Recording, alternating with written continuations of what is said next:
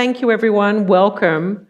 The conversation that we're having right now really was inspired by an article, a really terrific, groundbreaking piece of research that came out of Raj Shetty and another 12 scholars. It was featured in Nature sometime in August. We actually sent a link around the Slack channel. So if you haven't signed up for the Slack workspace, there is a number of different articles and readings that we're sharing with all of you.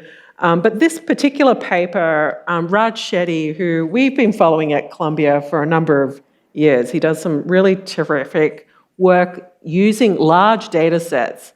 And in this particular study, he and his team were pulling the large data sets from Facebook and looking at the question of, what we all understand as the American dream, the ability for people to climb the economic ladder. Is this still a country of economic opportunity? And one of the key insights out of this particular paper is that where low-income people have lots of high-income connections, economic mobility is greater, right? So think about that. I mean, something perhaps people who come through Columbia University and institutions like it, right, that have the privilege and access to networks that we understand, the importance of networking, who you know, who are the role models and mentors that you have along your way. But this particular paper looked at the data behind that insight and how having economically diverse circles is really key for people that are in low-income communities. So I think that's sort of the context for this discussion. I'm really thrilled to welcome Sharon. Sharon, you're someone that when I was a student at Columbia decades ago, I remember people talking about you as one of the terrific entrepreneurs of Columbia Business School. And so, you're a serial entrepreneur and also now the CEO of the Boys and Girls Club. So for those of you that are interested in seeing her official bio, that also was posted on the Slack. But I wanted to maybe start with a question about your background and origin, right? So that the audience can get a sense of who you are. Can you tell us a little bit about where you grew up and a little bit about your formative experiences and what you remember? Well, first of all, good morning. I am so happy to be back at Columbia. This is the quintessential business school, as my dean said. So I'm a neighborhood kid. My family's originally from the Caribbean. My mother was an illegal immigrant when she came to this country, single mother. I always tell people I made my American citizenship by the skin of my chinny chin chin because I was born in St. Thomas, U.S. Virgin Islands. So I became the first American in my family, the first person to go to college, the first. But I grew up down the block, very close to where the Boys and Girls Club is located. And, I went to public school for a very long time, also down the block. But it was a program that I was in. I used to go to the Metropolitan Museum to study art through my public school. And while I was there, I overheard a conversation about a private school. And I said, I want to go to that private school. Where is it? I didn't know anything about it, but I just knew it would be something different. And so it was Fieldston. And back then, I did all my mother's paperwork. I signed everything for her because she just didn't know. And so I said, Mom, I heard about this school. I want to go to this school. And she said, as long as it's about you getting a good education, we'll do it. And so I went, I took the test. I did the interview myself because my mother was very nervous about everything, the process. But she just knew she wanted to provide her kids a better education, a better opportunity. And so, and most of the time, until the time she retired, my mother worked 2 jobs. So I was a latchkey kid with my younger sister as well. So I went to Fieldston in 10th grade, which is very late to get to private school because most of the kids have been together since kindergarten, if not 1st or 6th grade or 9th grade. And so I went there in 10th, and then I graduated. I went to Tufts University, home of the Jumbos, and had a great experience there. But all my life, my mother had said, just go to college, but no one ever said, what do you do after you go to college? And so I was so excited because I felt like I had fulfilled her dreams, but then it was like, okay, now what? And so I remember my college professor, I think I had him write a recommendation for every kind of school, business school, law school, graduate school, because I had no idea of what's next. But I knew I didn't have any money, so I went to work. And that's where I met Safwan, who was at the time the assistant dean of Columbia Business School. Where did you go to work after I went to college? Bankers Trust, which, if you ever look at my resume, none of my banks exist anymore. Well, they merged. They're all amazing banks, Bankers Trust, DLJ. And so sometimes people are questioning my resume, a little sketchy. And so I told Safwan that I had gotten into law school and I was thinking about going. And he said, well, what do you want to do? I said, well, I think I want to be an international relations ambassador or something like that. And he was just like, oh, girl, just come on over to business school. And if you ever met Safwan, he was just such an amazing person, is still an amazing person. And so I went to Columbia Business School and had the most amazing time. And it's been awesome to be part of this community. So I always tell people, Columbia Business School, it's not just a return on your investment, it's a return on your personal investment because you have so many benefits long after you graduate. And at business school, did you have a sense of what it is you wanted to do, and how did you figure that out? No, I was just competing with all my peers because that's what we do at business school. But when I went to business school, there were only really two careers, investment banking or consulting. And so, again, no one told me what I was supposed to do after college. And so I said, okay, I will go to whatever company everyone else wants to go to. And I really just started going to the interviews because back then the interviews had really good food. And so I would go to the receptions that had the best food.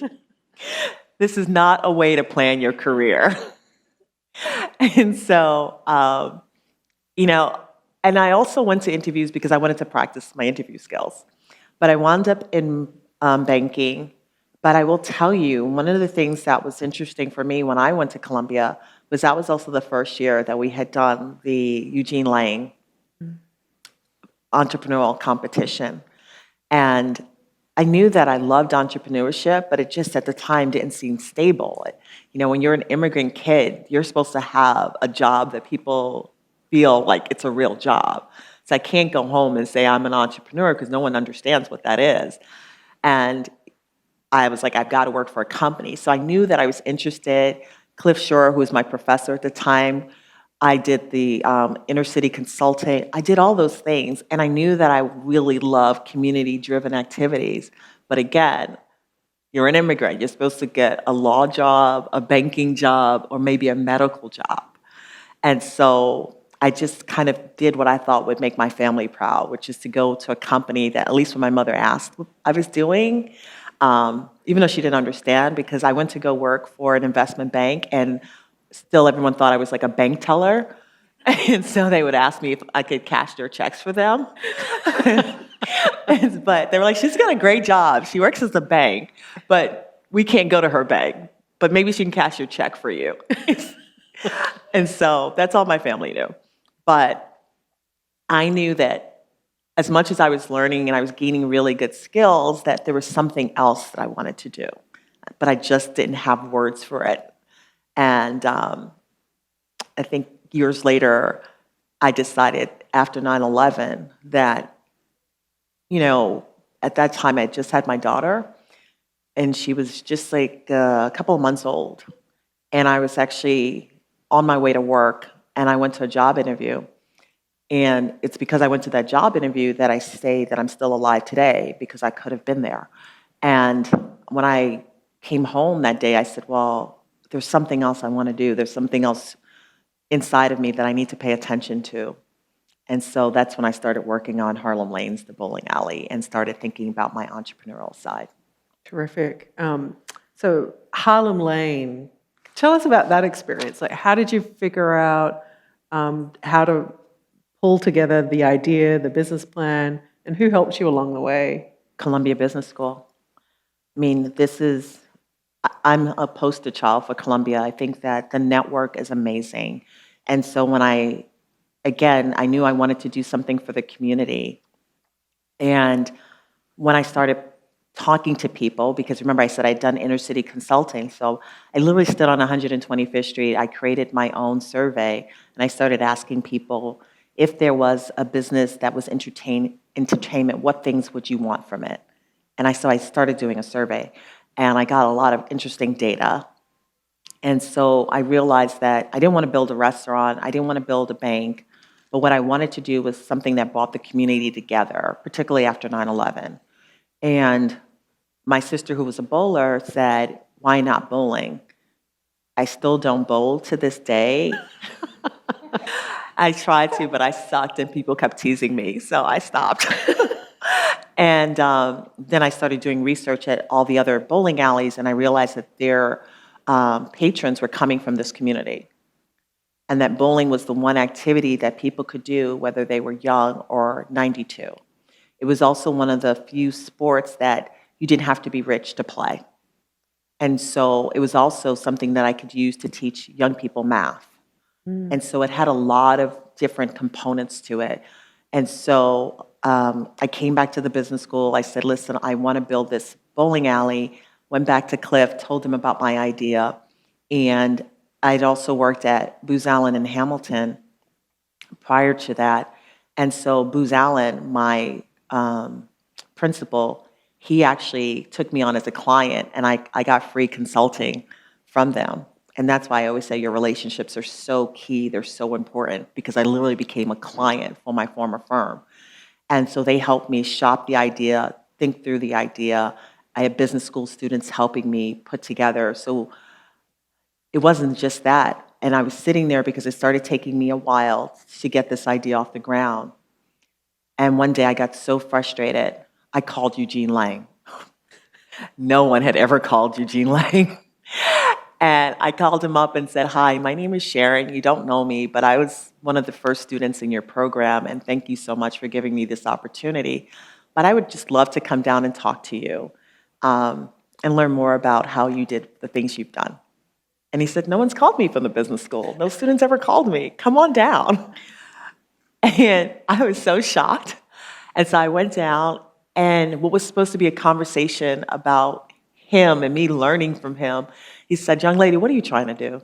And I told him, and he said, well, I don't invest in for-profit businesses, but I do have a friend who will help you.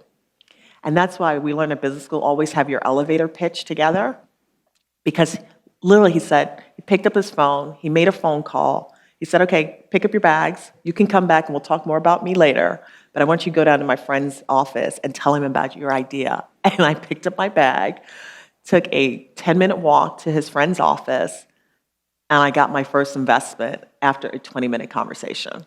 And that initial $250,000 investment turned into $2 million. And that person called their friends and said, invest in her idea. And I literally got all the money I needed through one strategic conversation. Yeah. So networks, relationships are so key. Connections. And being prepared. Yeah. So let's fast forward a little bit to, you're now the CEO of Boys and Girls Club of Harlem. What was it that drew you to this organization and mission? Honestly, going back to what I said in terms of community, this community, Harlem, is where I grew up, and I still am very involved in the community. I've been very involved in youth development. I sat on the Junior Achievement Board and other youth organization boards, and I realized that I wanted to do something, and I've always said that when I built the bowling alley, I thought that that was the answer to what I wanted to do in terms of helping young people, give them jobs, we just had the panel on incarceration. I gave a lot of people jobs who had been incarcerated, but I was running a for-profit business as a nonprofit organization. And so I realized that I really was interested in nonprofit, but again, didn't know where to go and what to do. And sitting on the boards, it was nice, but I really wanted to have more impact. And that's the word that I always tell people. And so last year, August, my mom died. But at her funeral, I was so amazed because this woman who got her college education the same time my sister got her college education, her funeral was packed. And all people talked about was her community service and how she had been so involved. And there were all these young people coming in saying that my mother had helped them. She'd given them money for college. She had helped single mothers and had inspired them. And I thought, no one talked about her career. All they talked about was her community impact. And all my life, I've been trying to make my mother proud. And I thought, wow, it's not about working at the corporations only and just writing a check. It's actually being there and being physically present. And so how can I do that? Right? These kids don't need me to write them a check. Yes, they do. They need you to write a check. But they also need to see you. They also need to hear your story. They need to know that someone who grew up in the same circumstances, how did I get to Wall Street? How did I get to Columbia Business School? And I knew that I wanted a forum to do that. And so a friend of mine called me, and I wasn't looking. I really loved my job at Goldman. And she said, I have the perfect job for you. And I didn't even have a resume at the time because I wasn't looking. I was doing financial wealth, and we were talking about financial literacy in various communities at Goldman. And so I really felt like this is it. I'm dealing with the community. I'm talking about financial literacy. I'm helping people while I'm helping large organizations. I found my rhythm. But when she made this call about the Boys and Girls Club, I knew that it was it. And so I put a resume together, and next thing I know, I'm at the Boys and Girls Club of Harlem.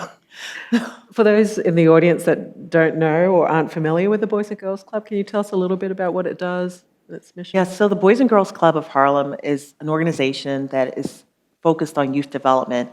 Our club has been in existence for over 40 years. We're located on 145th Street between Amsterdam and Broadway. We're very unique. So a lot of people have heard about the Boys and Girls Club. Each Boys and Girls Club, it's an independent 501c. So even though we have a national organization, we all operate independently. Our Boys and Girls Club, we have our clubhouse, which I just said on 145th Street, but we also work within 6 public schools. So I pay people to actually go into the public schools and really supplement all the things that have been stripped out of the public schools. STEM, arts and culture, safe space. We deal with social and emotional learning. And so I literally pay people to go inside the public schools and to support the principals and give these students a safe after-school programs. And so we have 6 schools, and we serve about 1,200 students in addition to my clubhouse. And our students range from kindergarten all the way to 12th grade. And I told you I grew up in Harlem, and I thought I was very versed on all the issues and challenges. And I realized I wasn't. I am so surprised that within our 6 schools, that almost 200 students are unhoused, that are dealing with emotional anxiety, that are dealing with food insecurity. Their parents, too, are immigrants and are living in a situation that is unsafe. So this is probably the hardest job I've ever had, because there's so many real issues day to day. But what I love about these kids is that they're resilient.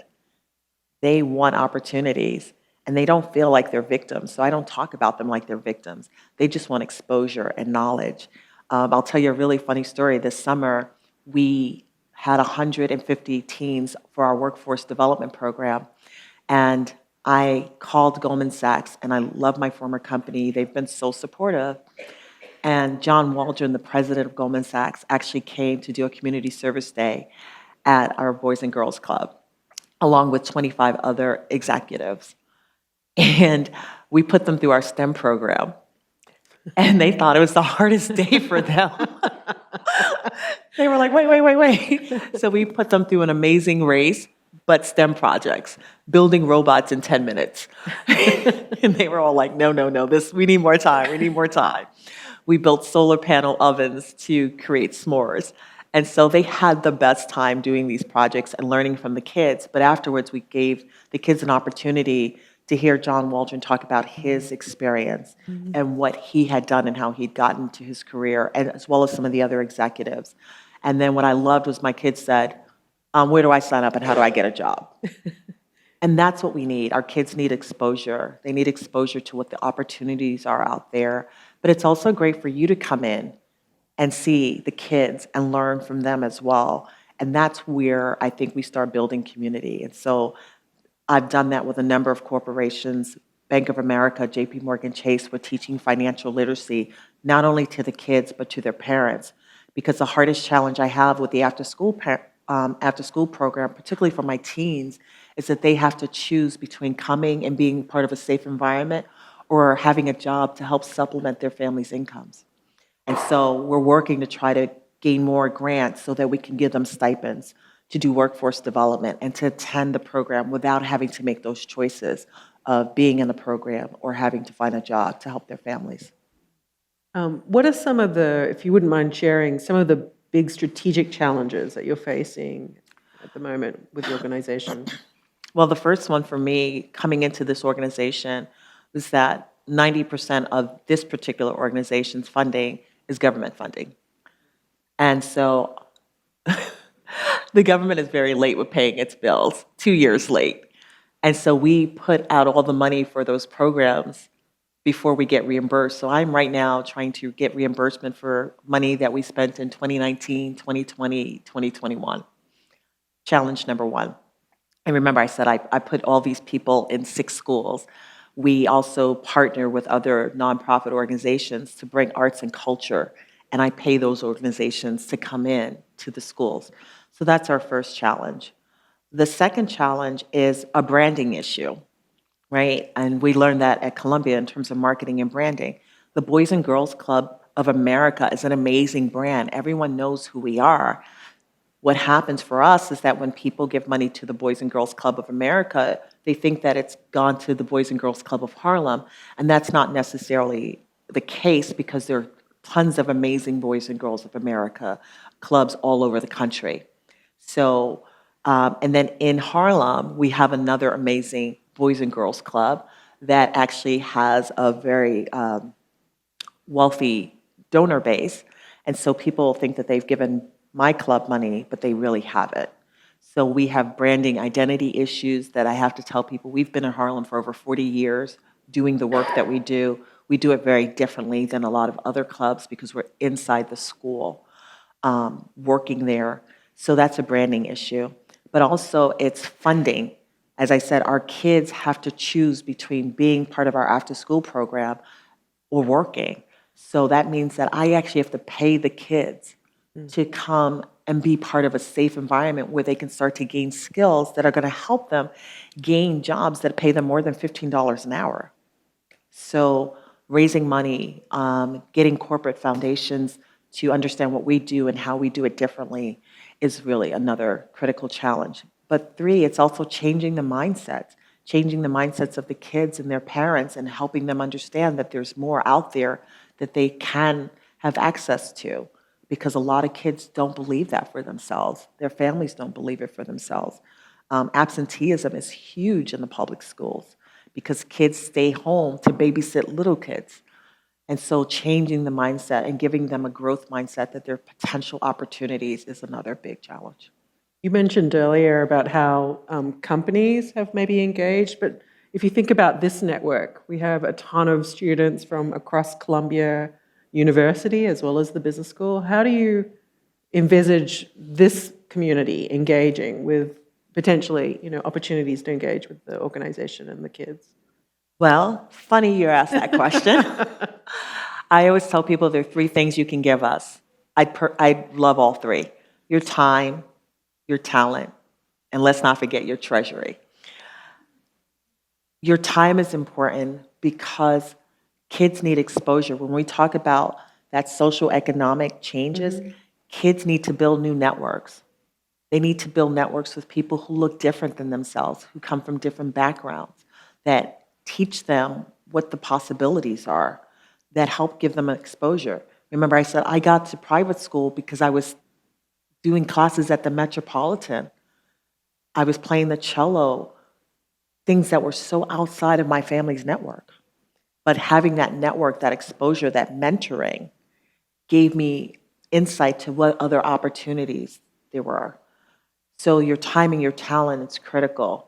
I just had the opportunity to be part of a Columbia program that you guys are doing. And so having that intern that's now going to be working with me and helping me think strategically, having some Columbia people on my board and helping me round out my board and bringing those gifts and talents, and there are people in this audience that I'm hoping will be part of our board at some point. Because you help us think strategically, you bring your talents, marketing, fundraising, business planning, operation planning, all of those are needed. And oftentimes at all nonprofits, we're short of money and we're short of staff.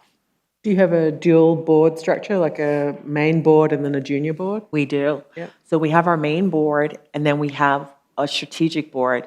And the reason why we have that is because most people don't want the fiduciary responsibilities of being on the board. They don't want the time commitment. So that strategic board allows people to participate in one-off experiences if they want, or to think more holistically with the organization. And then we have a junior board. So there's tons of different opportunities. There's volunteer opportunities to come in and work with us. Again, companies are coming in and doing their community service days with us. And that's a really great experience we had Colgate just come in, and then we had the Colgate van go to our schools and do dental hygiene with a lot of our kids. We gave out over 2,000 book bags, and we had another talent agency come in and work with our organization. So different types of companies are coming in, doing community service days, and the employees are saying, wow, I'm so amazed. I'm so amazed about the kids here and what you guys are doing. So it's very beneficial. It's mutually beneficial relationship. Yeah. And, there's something interesting about the fact that we're sitting in these really beautiful buildings where we actually, as a community, Columbia Business School and the Manhattanville campus displaced a lot of people in the local community. And so, the opportunities, I think Professor Dan Wang, who you heard from earlier, is leading our Inclusive Entrepreneurship Initiative, but we're also thinking through what are the right strategies to welcome people back into this community, right? And the ability to, as a young child, see yourself in these spaces, right? So looking for, interest from this community, whether it's the business school or beyond, to help us think through those types of strategies, really key. I mean, if you think about it, Gen Z, kids that are currently between 10 and 20 years old, in 2030, they're going to make up at least 30% of our workforce. So how are we preparing them for these opportunities? If we think climate change is the next big opportunity in terms of wealth creation, space exploration, we've got to start giving our kids the skill sets that they can be part of the economy for tomorrow. So even when we teach our kids about STEM, we're doing it in very interesting ways. We tell them that STEM, because it seems very scary sometimes when you say STEM, but when we start talking about the fact that the makeup that they're using, all of those products they're using, STEM-based, they get very interested. When we tell them that the sneakers they're wearing, we're going to teach them how to make the sneakers, and then we're going to teach them how to sell the sneakers, how to market the sneakers, then the kids can get back behind that. So one of the things I'm trying to do is create what I call these exploration clubs and hubs, where we partner with corporations and individuals that have expertise. So we have a marketing hub where we would teach kids marketing, but in a very practical way. They'd build a business, they'd get paid. We would have another one like space exploration where they would learn about this. They become young scientists, but they would all represent different industries where the kids would get hands-on experience. So it becomes more relatable to them. But then there's stipends associated with it. But we're starting our kids out from kindergarten all the way to 12th grade, giving them that exposureship, as I like to call it, but getting them prepared, because I tell everyone, you're either going to invest in these kids today or you're going to pay for them tomorrow, right? Because they're going to be the ones, we just had the forum before this one, a lot of our kids in public school are becoming the pipeline to prison. We're breaking that pipeline. I am not going to continue to watch my kids that are very smart, my mentees who are very smart. And I have one who he got into Morehouse College.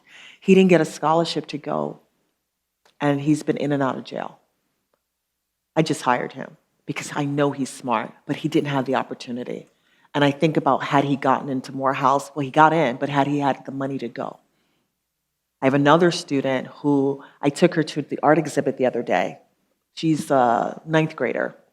And we took her, and while she's watching the art exhibit, her face changes. And I'm like, what's wrong?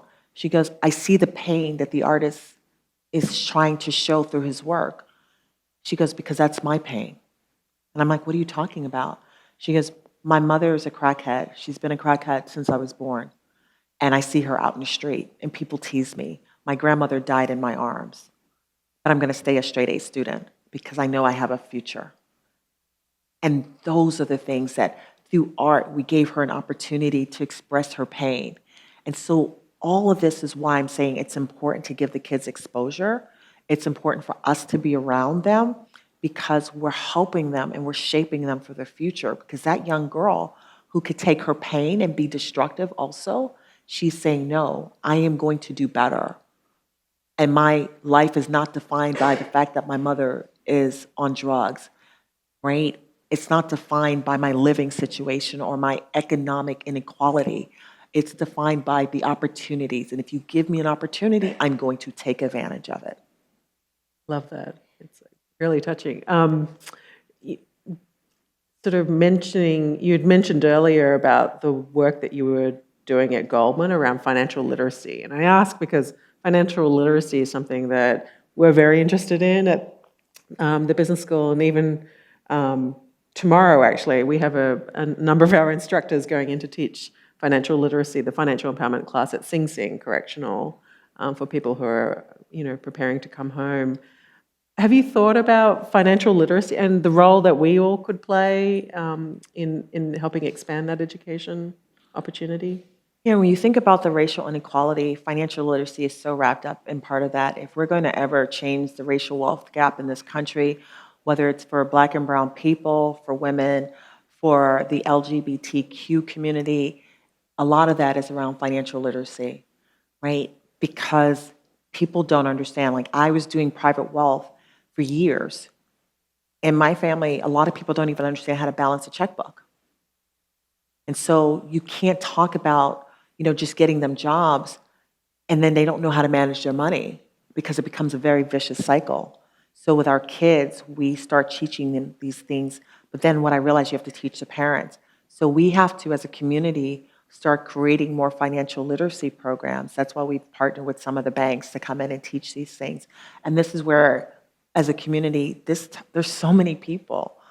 So the more we talk about this, the more we give them practical tools. I am forcing all of my workers, and I say forcing gently, to open up bank accounts, right? But historically, they have been suspicious of banks for lots of reasons, right? But they're also getting robbed by payday loans. And so I've had to talk to them about why it's important to find a bank or an online bank that they trust, understand the fees associated, understand credit cards, and then bring in other people, SMEs like those of you in the audience, who can help them understand how to do this, how to create this path towards financial literacy.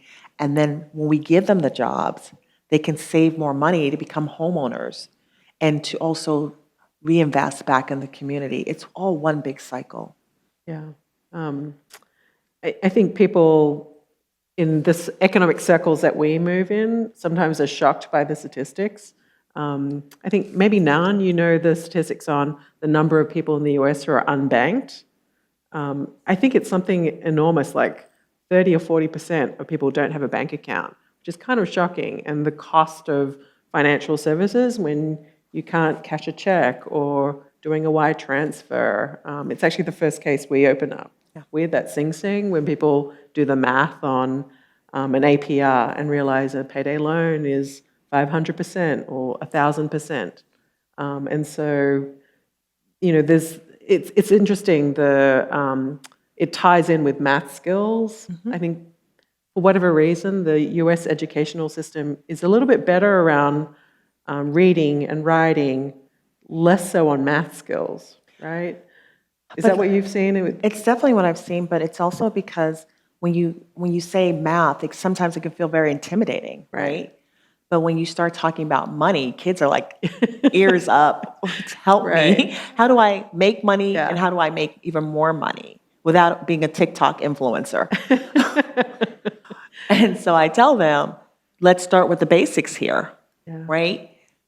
And I miss Monopoly. That tells you how old I am, right? Because with Monopoly, we used to pay with cash and you would buy something and then you would try to buy some real estate. But those kind of games really got you interested in money and saving. So what we're doing now is that we're making all of those things fun for the kids. We're saying, here, we're going to give you some money, but we want you to save. And now you want to buy that $400 pair of sneakers. Instead of just putting on a credit card, why don't you, pay a little bit, save a little bit, and then reward yourself with those sneakers? Because everyone wants everything today, right? So there's no sense of saving. And, what I try to tell them, and it's hard, is that Social Security may or may not be around. So what's going to happen when you're 40, you're 50, you're 60, if you spend all your money at 20? And if you don't get a job, or if you do get a job and that job only pays you $15 an hour and the rents in New York are $4,000, how long are you going to keep living with your parents?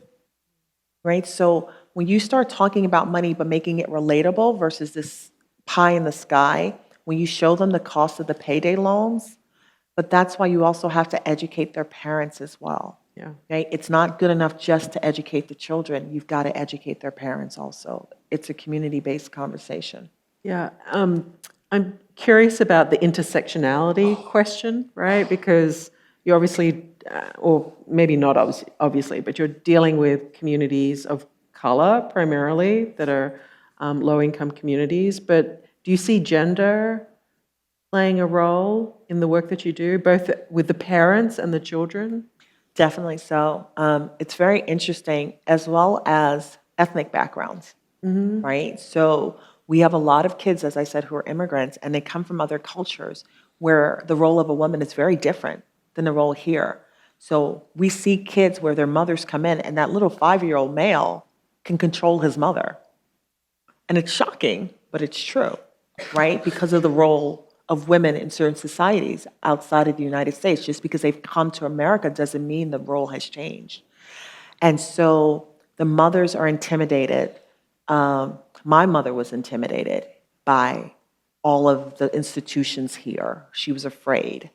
And so women, and the statistics show that women, we are behind, right? Even those of us who get those nice jobs, we get paid less. That's another panel discussion. But the role of women, we have to make sure that our young women get this information, both from getting math skills, learning financial literacy, and preparing them, because the statistics also show that women are going to be the ones that take care of their families. Why? Because women, sorry men, outlive men.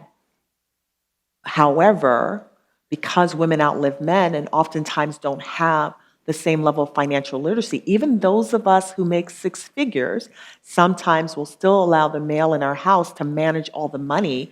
So later on, when that man dies, they have no idea about the financial makeup of their family. And now they have to run them. And so that was one of the issues I had, that even with my wealthy clients, the women were embarrassed to say, I've never had to do anything around finance. My husband always took care of everything. And now they're responsible for all this estate planning. And so financial literacy for women is extremely important, not just for disadvantaged young people, but for women as a whole. Yeah, it reflects what we've learned around the world too, right? The microfinance sort of industry, they started with women and lending groups in women. I think that was Muhammad Yunus. The Growing business entrepreneurs are women. train women, and they train the community, their families and the community. Can we maybe broaden a little bit out from your organization to what you're connected with all sorts of association groups and other networks in Harlem? What do you see as some of the big gaps, areas of opportunities that this community could understand better and potentially have an impact on?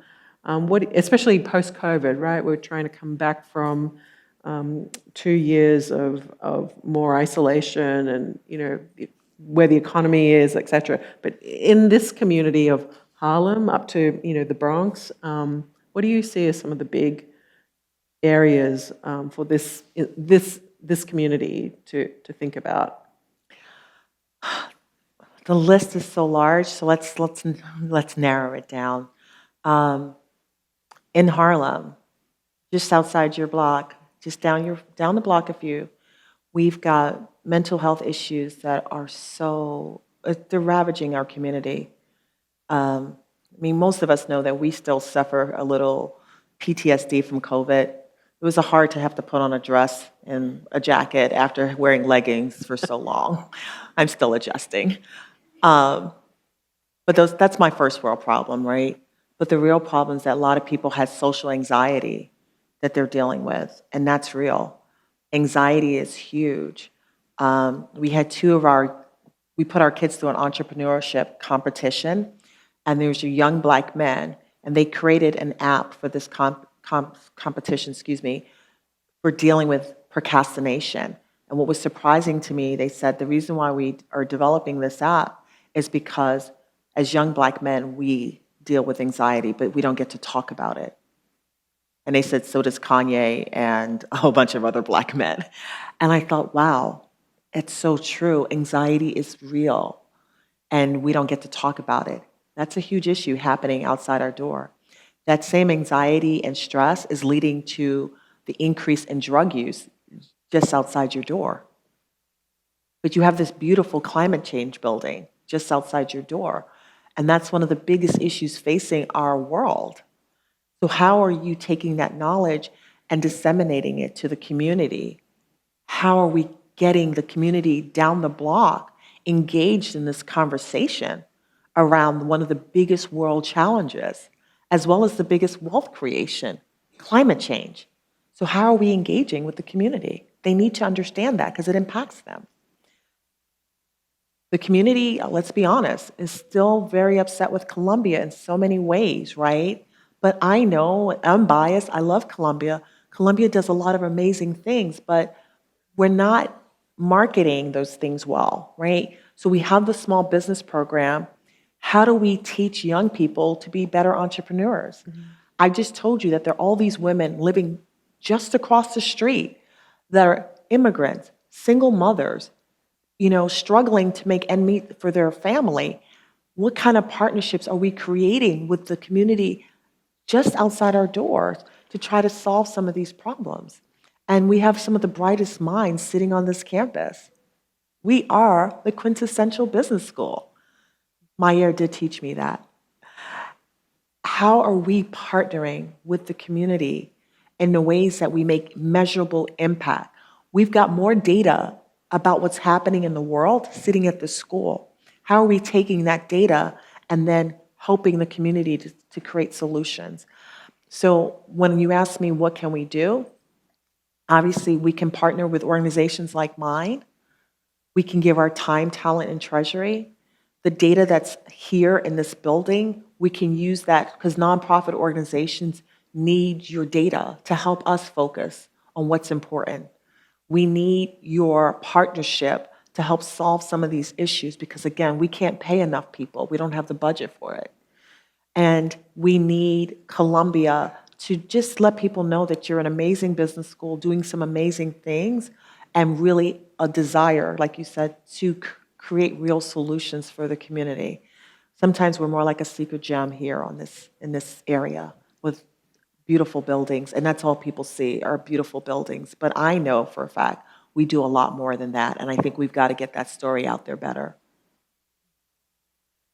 So before we turn to questions, so people in the audience, get your questions ready, but in particular our students, right, that are sitting here today, either business school students or students from other programs across the campus. And also reflecting on what you now know as the executive director of your organization, but also the career trajectory and all the different pivots that you've had. thoughts or advice about what you would tell someone who is, about to come onto the job market? Like, what pathways might they think about, both career-wise and outside of their career, and how might they think about how they spend their time? I think be open to learning, right? Never stop learning. Never stop these partnerships and these collaboration conversations, right? I picked a job based on fear, based on selfish competition with my peers, right? I wasn't to my own self true, right? I wasn't being authentic to who I was. Now, mind you, I got a great experience, but the reality is I probably should have gone straight to nonprofit or straight to entrepreneurship because that's really was my DNA. But I think the reality for all of us is sometimes, particularly at the business school, we see the shiny, we see the shiny packages, and that's what we want. But I think now, more so now than when I went to business school here, there's a lot more broader conversation about what the opportunities are and the difference and impact. And that's what I really appreciate about the students today, that you guys have information, you're asking deeper questions, you're demanding more, and you also realize that even if you say you're going into banking, you want banking to be holistic, right? You want ESG in banking. And so I love the fact that you're helping the companies also define ways that you can bring your holistic self to work. And that's something that's very different than when I went to school. But I would say while you're here, absorb all the knowledge, talk to your professors, take on the internships, do volunteer work, get exposure, and never, never, never let go of this network. This network is amazing. It's more than 2 years or 3 years if you're in a joint program. Because every time I've tried to pivot in my life, I've always come back to my Columbia network. My Columbia network has always helped me in every change that I've ever done. Even my golf outing I just did this week to help fundraise, my classmates were there. My Goldman Sachs boss was there. So your network is probably one of the most valuable things you're getting out of this experience right now as a student. So utilize it, stay in touch, and keep talking, keep going to conferences like this where you learn about what's going on. And don't think about just the job for the next 2 years, but what's the industry in the next 10 years? Where are the real opportunities? How can you be part of it? What skill sets are you going to need to obtain that will make you valuable no matter what industry? Because the industries are changing way too fast. It's really the skill sets that you need to gain. That was a long-winded answer, but terrific, terrific. Thank you. Over to all of you. Please, questions. Thank you so much for joining us. It's really fun and interesting to hear about your story. I'm David Polk. I'm a second-year EMBA here, and also fellow Jumbo. I'm curious, you worked I think it's unusual to have somebody like you who went from entrepreneurship and you worked at a big corporation and a nonprofit. What was the biggest surprise going into an established nonprofit for you in terms of, I guess, immediately, operation, but anything, especially now that you're the boss, so you can, what are some things that you changed? You went in and, why are you guys doing it this way? I'm just... I work like an analyst now. I think the thing that everyone knows I miss the most is the infrastructure that's in place in a corporation, right? When you get into most small nonprofits, we lack infrastructure. We lack infrastructure because we lack money, hence why the partnerships that we try to have. And so infrastructure is so important no matter what business you're in, whether there's operational infrastructure, having the right people. It's really costly to hire the wrong person. And when I was in business school, all I wanted to focus on was the finance class, right? Because I thought that would lead to money. But I will tell you, the people classes here are very critical. Do not sleep on those classes because the finance, learning Excel, learning the spreadsheets, that's the first 2 years of your job. After that, human capital management is a critical skill for any leader. And so those are the issues that I'm finding, like making sure I'm hiring the right types of people for the work, giving them professional development, um, putting operations procedures in place. I find myself saying, oh my gosh, this is a bottleneck. Who thought this would make sense? Why do we not have this operation? Where's my tech support? Hello, tech support. Oh, I'm tech support. Oh gosh. Dang it. Should have listened more in that class. And I'm fundraiser, right? So while you're here, yes, and I know you guys take much broader classes, really pay attention to those negotiation classes, those human capital management type classes, those operation classes, because those are some skill sets that cut across all industries, and that's been my biggest challenge. A diverse toolkit of skills. Yeah. Right. Other questions?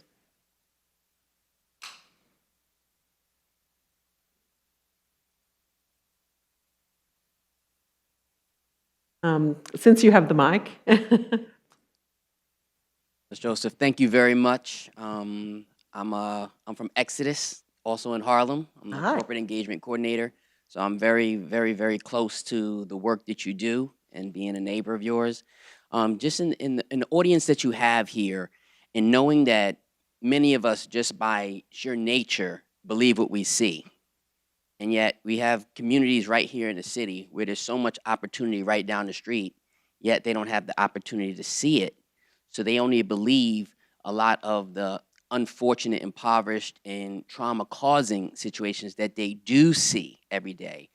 What would your approach be? What would your advice be to the audience that you hear, and what roles they could play in helping be that light that sows that seed in the hearts of those individuals who may not be seeing every day what they could become? They're just seeing where they're at, but you want them to know that there's an opportunity for what they could become. But it takes those relationships, it takes individuals in here to help be that light or to sow that seed. What would your advice be to them? In what ways could they do that in organizations such as yourself or Exodus or so on and so forth?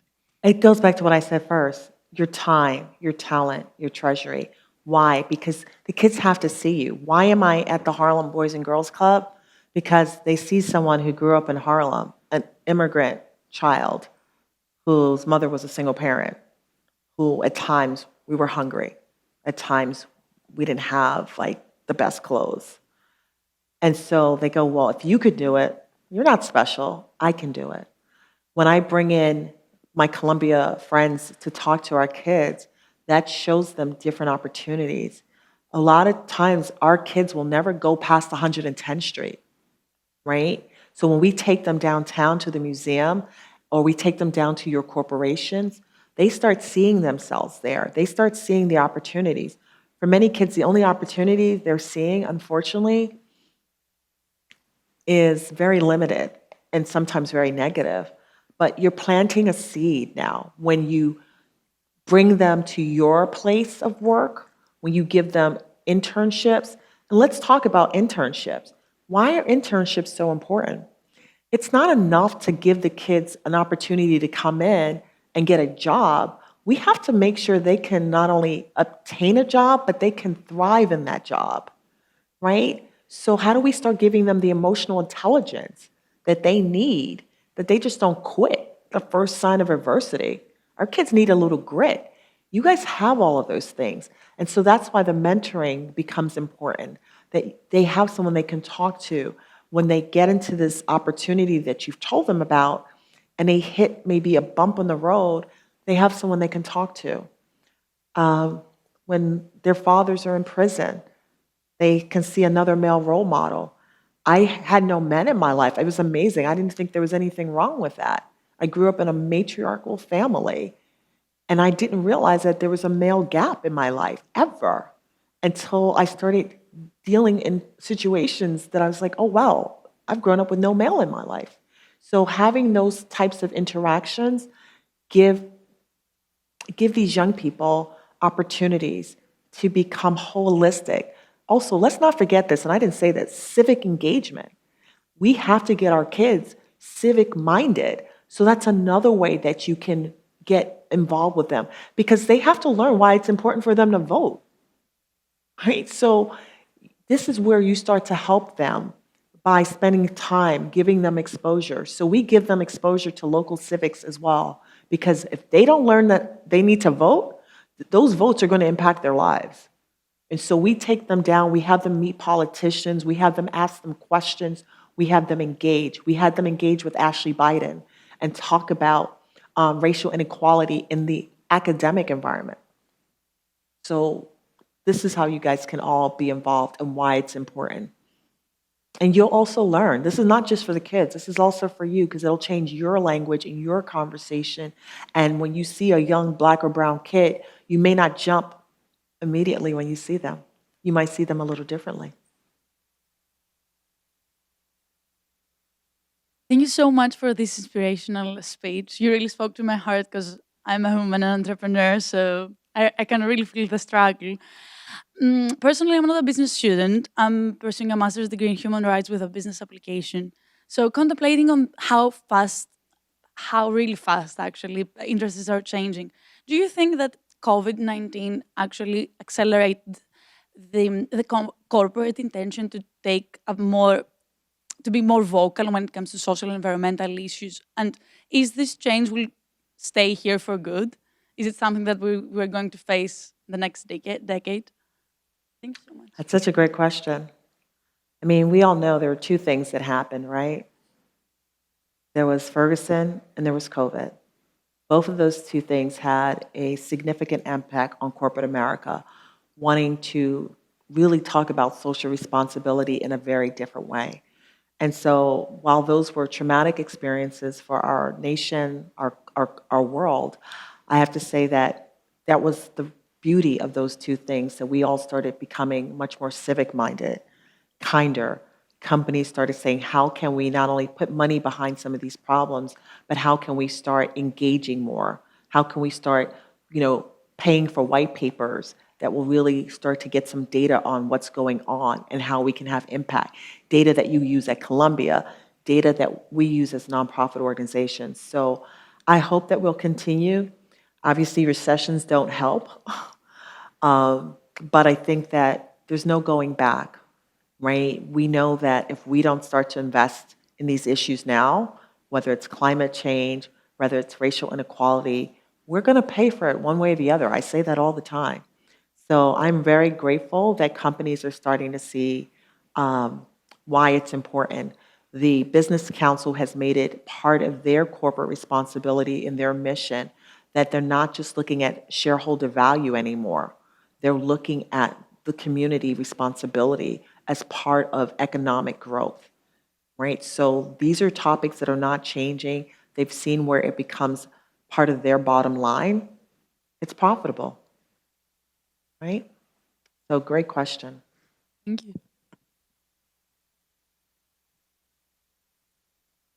Hi, I'm Priya. I'm a first-year student at SEPA.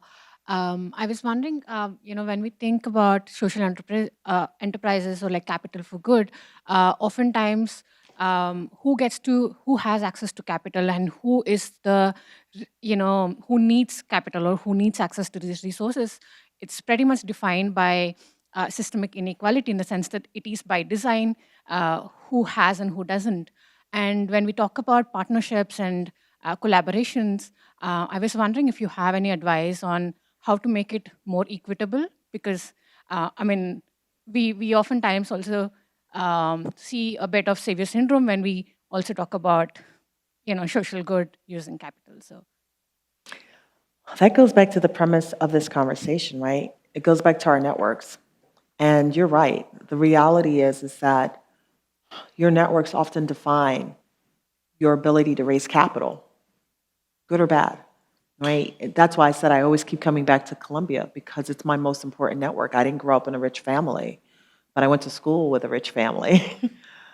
And so the only way we can really change that is going right back to the premise of the article. It's by developing these relationships, these networks, because my nonprofit, although we've been doing it for 40 years, we're financially behind the same organization that has a lot of wealthy people on their board, right? And so some days it's very frustrating to me because I'm doing the work, I'm out there, I'm I'm in the schools doing the work, but I'm doing it with a lot less resources than maybe my partner school, who, because of all the people on their board and the relationships on their board, have the money, right? We're in a beautiful school because of the relationships, where other business schools don't have this beautiful glass building. So it really goes back to, we have to continue to build our own individual relationships, but we also have to tell the story of the work that we're doing. Because I really believe that, and I'm a storyteller, as you can tell, that when I tell the story, I have people come to our school so they can see the work. That when people see the work, that also speaks for itself, and you get them to invest in your business. Writing a business plan is amazing, and that's what Columbia teaches you, but you have to show people. You can't just tell them, so that they find a way that they want to be involved. So I think the more you can build your own relationships, but also show the work that you're doing, then you can increase the people who support it. And to unpack that a little bit, because there's so many key messages in what you just said, there's also something about your experience of having been in many different sectors. Like, you're able to translate what you're seeing and the impact of your work, but to different audiences, right, in different socio-economic spheres. And to me, that interdisciplinary perspective, intersectoral perspective, into socio-economic perspective, right? Having had experience in so many different spheres, that ability to translate from one to another is so key, right? If we're going to really have truly an ability to have economic connectedness, like going back to the theme of that article, being able to expand your social capital networks, not just relationship networks, but that communication between networks is so key to unlocking things like funding flows and capital. And unlocking our bias, right? I mean, I grew up in a Black community, and so that's my world, that's my knowledge. But going to college and being part of a broader community, a broader global community, most of my friends in college were Indian. And so I learned about a different culture. I now eat more Indian food than I eat anything else, and people always wonder why. But that made me a broader human being, and that made the conversation richer, right? So I think that that's so important, that we start to diversify our relationships too, as individuals, because the more we start to understand each other and appreciate each other, I think that starts to solve some of these problems that we are facing in our communities, our culture, our world. Lack of understanding, because we're all living in these very homogeneous societies, even though we live in Manhattan. Yeah, and sort of getting over this thing of the other, right? The other people. It's like, no. We actually, when you have truly meaningful interactions, right, it sort of breaks down those biases. But you only get that sometimes at school, right? That's why you have to really, when you're at these schools, take advantage of all the things. Take advantage of your friends that you're meeting from all around the world. Take advantage of going out to dinner and eating with them, building those relationships. And I'm going to keep coming back to relationships, right? Because they're so critical. Sometimes when you're here at the school, it's so easy just to focus on your schoolwork. But this is a very unique time in your life to really cultivate your thinking, your strategic abilities, but also build relationships that's going to last you for a lifetime, both personally as well as for your profession. Maybe one or two more questions. Any more from the audience? This gentleman, Please. question.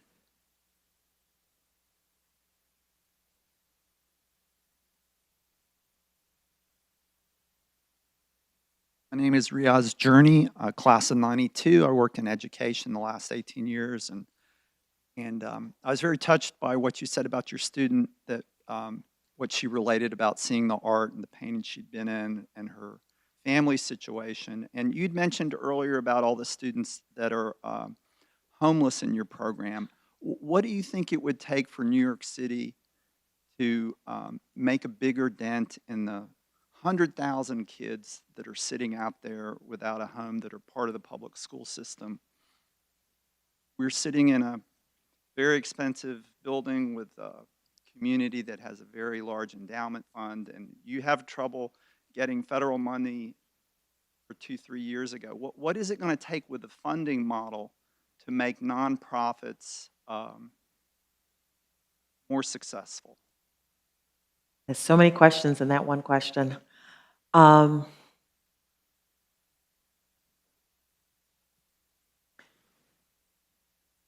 that's a hard question because it makes me sad when I look at what's happening in our public schools.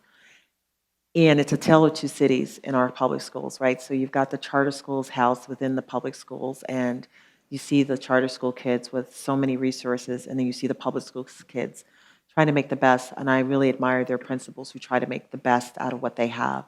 So we need to give all the students the same opportunities and stop the political fighting, right? These are our kids, they're our future. So we need to put more money into giving them the resources, determining kind of what we talked about. What are the next job opportunities? How are we preparing them? Why as a country are we just so behind in math? Why? Why are we behind? So how are we teaching these kids? The digital divide is real, right? These kids don't have, the pandemic showed that half the kids didn't have laptops or computers in their home. So we've got to teach them this. They're going to be unhoused because the average price of rent in Manhattan, even Harlem, is $4,000. And how can you afford $4,000, $5,000 rent if you're making $15 an hour? So that's why 3 and 4 generations are now living in the same tiny 2-bedroom apartment, causing other health issues. I can't answer that question because it's too much to talk about and we don't have enough time. I think it's education. It's all of us getting smarter about what's happening. It's all of us wanting to be part of the solution versus just complaining about the problem. It's those of us who, once we get the money, coming back and finding that passion and supporting that passion, whether that passion is something on a global level or a local level. But I think that to whom much is given, much is required. And we all have to be part of the solutions, whether that solution is rent disparity, financial inequality, economic inequality, climate change. Find something that you're passionate about and be part of the solution. It's real easy to nowadays sit on the phone and complain and scream at everybody through, Instagram, TikTok, or whatever your social media is. But find an organization, a nonprofit, and become involved and be part of the solution. So that's not directly answering your question, but I think that the reality is that we just have to all get involved, right? Whether it's my organization, this gentleman's organization, and then start holding our politicians accountable too. Start holding them accountable on the city, state, and federal level to invest in our kids. And then become aware of what's out there. And then if you know about a program, you know about funding, tell us in the nonprofit organization about it because we need to know what's out there as well. And then help us figure out how we can go and get that funding. So thank you. Sorry I didn't answer it directly, but they're not giving me enough time. We'll have to have you back, Sharon. Sharon, I want to just express my deep thanks to you. I think, you, like so many of our wonderful alumni, really sort of combine, such a deep understanding of the work that you're doing, but also optimism, right? I think problem solving at its core is an optimistic mindset. And I think that's something that, for our students in particular in the audience to really take away. Like when you pick an issue or series of issues, but have a mind that you can do something about it, you can accomplish really amazing things. And for the thousands of kids that you work with now, I mean, you are such an amazing catalyst. And so wanted to express my thanks and ask the audience to thank you for your time and your insights. Really appreciate it.